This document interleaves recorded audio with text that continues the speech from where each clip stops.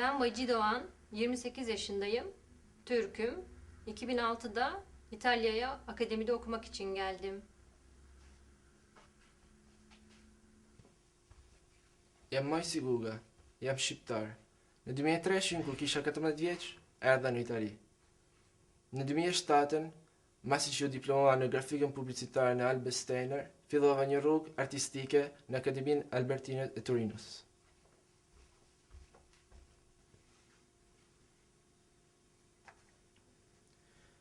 Sunt Emanuel Rață, un tânăr român diplomat în sculptură la liceu de artă, înscris la universitate, laureat în design. Odată terminată facultatea, am decis să mă reînscriu în Italia la cursul de sculptură în Academia Albertina, ca să-mi dezvolt sensibilitatea de a lucra și de a înțelege volumul.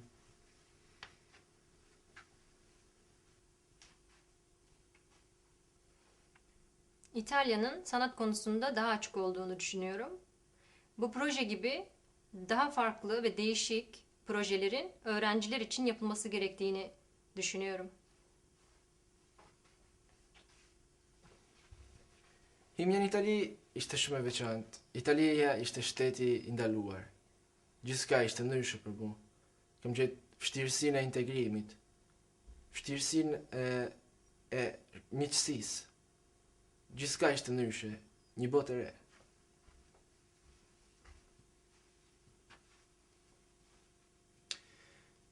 Am venit în Italia 4 ani înainte ca România să intre în Uniunea Europeană.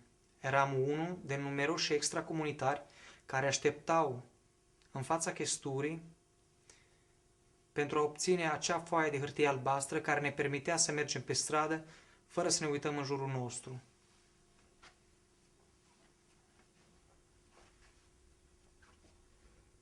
Benim çalışmamın ismi Şiirsel Gölgeler. Fonunda, yani arkasında dünya.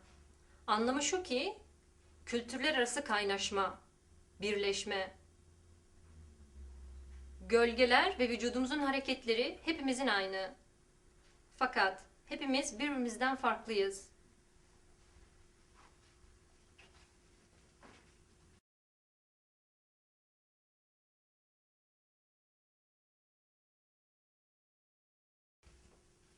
Puna ime lind nga konfronti me nxënësit që kam punu.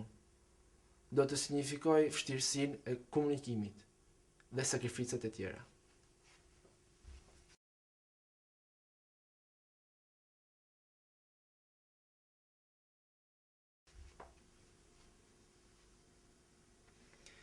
Opera mea mă reprezintă pe mine și mediul în care trăiesc, cu frumusețile și dificultățile, bogăția și sărăcia.